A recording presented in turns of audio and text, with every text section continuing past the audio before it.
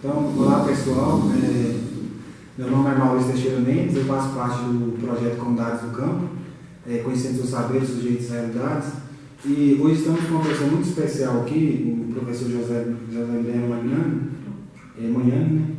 E vamos saber um pouco da história da vida dele. O professor, eu gostaria que o senhor contasse para nós o motivo que o senhor levou o senhor a escolher a carreira de antropólogo, e contasse um pouquinho também sobre as experiências que teve junto às populações do campo, né, ao longo da sua trajetória. Bom, eu comecei, na verdade, a minha carreira nas ciências sociais na área de sociologia. Eu morava no Chile, né, eu estive alguns anos exilado no Chile, e durante esse tempo eu fiz o meu mestrado. E o meu mestrado foi sobre populações do campo, olha só. Só que eram populações com as quais eu trabalhava com o imaginário. Então eu fiz uma pesquisa sobre contos fantásticos de populações no sul do Chile, e esse foi o meu mestrado. Quando eu voltei para o Brasil, eu quis continuar na área de cultura popular. E aí eu entrei na Universidade de São Paulo e queria agora trabalhar, aproveitando a circunstância de estar numa grande metrópole, trabalhar com cultura popular, mas com a classe trabalhadora operária. E aí então eu fui trabalhar na periferia de São Paulo e fiz a minha pesquisa sobre cultura popular, mas sobre uma forma especial de cultura popular, que era o circo-teatro na periferia de São Paulo, que é uma tradição tanto da cidade como do campo, e é uma tradição nômade. As companhias circulam levando a populações do campo, fazendas, cidades pequenas e tal, um tipo de teatro muito interessante que valia a pena fazer pesquisa. Então a minha entrada na antropologia se deu mais em São Paulo, quando eu comecei a estudar uma forma de entretenimento popular que era a cultura popular, ligada com a questão da dramaturgia popular. Claro que depois disso, partindo, digamos, dessa primeira entrada em campo, eu abri um pouco a minha perspectiva para estudar muito mais a questão da antropologia urbana. Veja, sai da periferia e aí vai para o centro da cidade. O que aconteceu? Quando a gente vai fazer pesquisa de antropologia com um método especial que é a etnografia, ela nos coloca em contato com a lógica das pessoas com as quais a gente convive para fazer a pesquisa. E elas nos ensinam, elas têm a sua maneira de ver o mundo.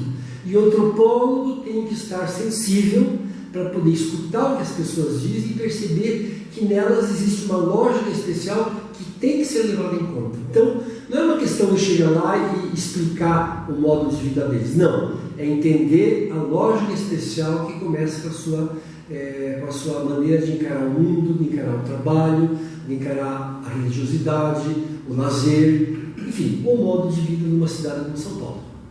Ok. O senhor teve aí uns dias conosco, né, com o curso de Licenciatura em Educação do Campo.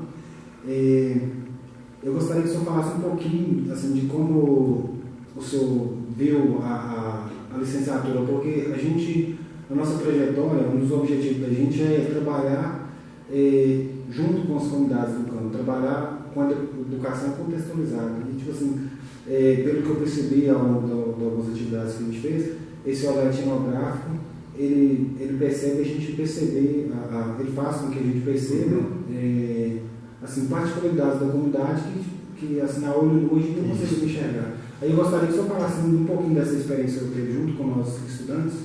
Tá, eu fiquei muito impressionado com a iniciativa de vocês, né? Eu sabia desse programa através do professor Luiz Henrique, mas por alto ele comentava. Eu tinha muito interesse em saber exatamente como era o grupo de professores, como é que era a dinâmica do curso, e propus a ele de vir aqui dar um panorama geral da antropologia e expor o método etnográfico para ver se ele poderia ser uma boa ferramenta para contribuir, na verdade, com o trabalho de vocês. E eu fiquei muito impressionado porque entrei em contato com os alunos, são as pessoas das comunidades, pessoas em geral que acho que terminaram o ensino médio, né? E agora tem a possibilidade de fazer a universidade. Isso me lembra uma experiência que eu estou tendo com alguns orientandos meus que fizeram isso com relação a populações indígenas na Amazônia. Professores indígenas que têm acesso à universidade agora, e para eles isso significa uma espécie de uma metodologia que vai servir para poder devolver para as suas comunidades aquilo que eles aprendem na universidade. E eu fiquei muito impressionado com o interesse dos alunos. Eles todos participaram das atividades e estavam muito abertos para, digamos, experimentar o método. E isso sem falar dos professores. Acompanharam as atividades, eu percebi que havia um interesse em articular, sabe, essa proposta da etnografia com os métodos que já estão sendo trabalhados. Isso me pareceu muito interessante. Tanto, digamos, o empenho dos professores envolvidos na LEC, como o interesse dos alunos em escutar o professor que vem de fora apresentar uma proposta diferente, que era fazer uma etnografia, que a gente fez começando com uma caminhada etnográfica pelo centro da cidade de Diamantina e depois fomos para uma comunidade.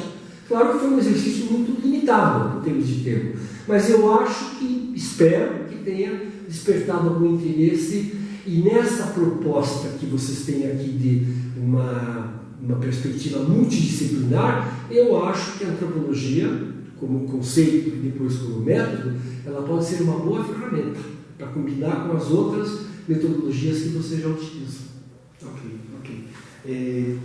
Aí eu expliquei um pouquinho sobre o nosso projeto, a Comunidades do Campo, que a gente tem um programa de rádio e aí a gente tem essa questão de trabalhar junto com as comunidades do campo, né? Tipo assim, essa troca de saber, essa troca de experiência, possibilitar uma comunidade, de certa forma, a conhecer a outra, mesmo à distância, e assim, um projeto que às vezes ele sai da universidade e vai e encontra aquelas comunidades mais distantes, que é o caso do nosso projeto, porque a gente atua pelo programa de rádio e, segundo dados aqui do CITEC mesmo da universidade, praticamente aqui no meu bairro de Jequitinhonha, a cada 1.000 habitantes, 2 têm acesso à internet. Então, o rádio está mais presente nas casas aí do Vale de Jequitinhonha. Então, nosso programa às vezes tem mais acesso às comunidades.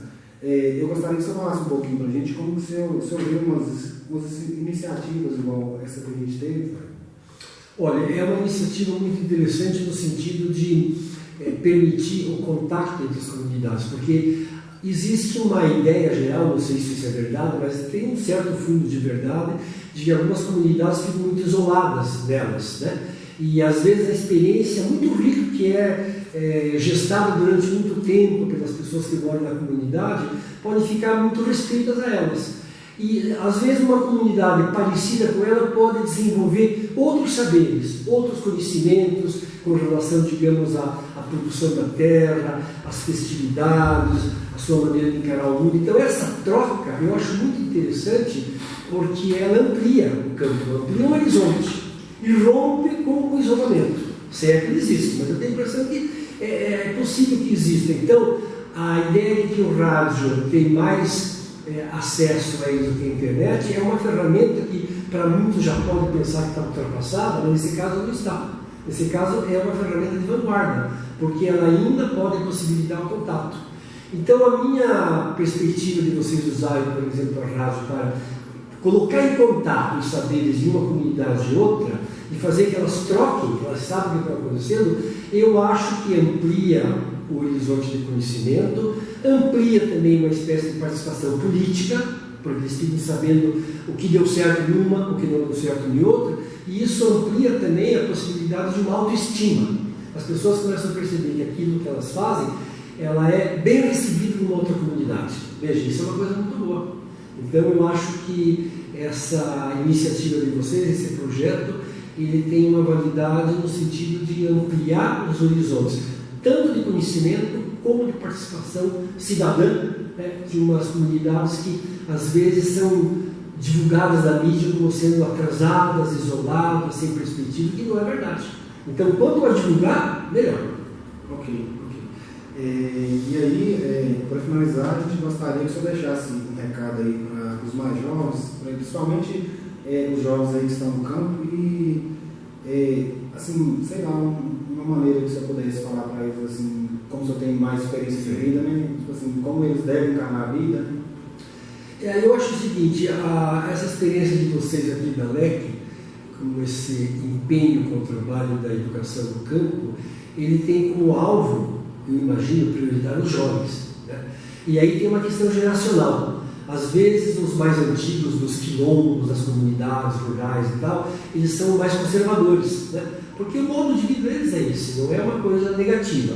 E os jovens que têm mais acesso à internet, que têm mais acesso, digamos, à mídia, que estão mais abertos, eles podem, de repente, entrar em choque com aquilo que faz sentido para os mais antigos e, ao mesmo tempo, perceber que há coisas novas. Então, eu acho que a licenciatura de vocês tem que trabalhar nesse lugar que é um desafio. Ao mesmo tempo, valorizar a tradição, os conhecimentos que já foram gestados ao longo do tempo, mas sem ficar numa coisa muito saudosista.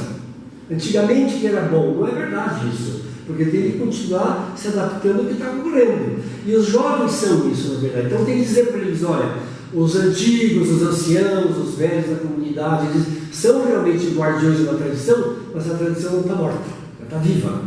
E aí eles podem utilizar os seus instrumentos e tal, de conhecimentos da universidade, da mídia, da internet, de circular mais pela cidade, mas perceber que eles têm uma identidade num lugar, isso é importante. Então, se eu tivesse que deixar um recado, nem sei se precisa, porque eu acho que eles estão um pouco conscientes disso, é pensar uma coisa interessante que me ocorreu quando eu fiz a experiência com vocês de ir lá na comunidade de São Gonçalo, depois no quilombo Vila Nova, de perceber que não é uma vila ou uma comunidade isolada, mas seria interessante pensar aquela categoria que eu falei na minha conferência de circuito.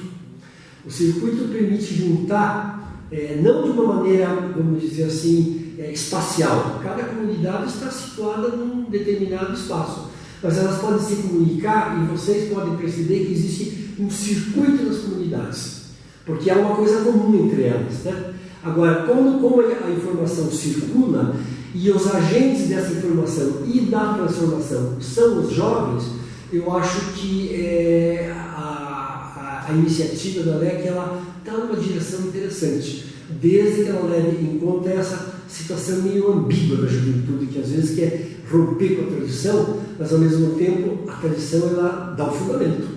Então, é uma questão complicada essa, na verdade, né? Mas ao ser um desafio, exige do corpo de professores estar atentos a isso e ir buscar uma perspectiva que eu entendo muito interessante, que é multidisciplinar, atender a essa demanda desses jovens. Então, eu acho que os jovens são, de certa maneira, o porta-voz e o grande protagonista, digamos, dessa transformação que vocês estão observando aqui nessa região.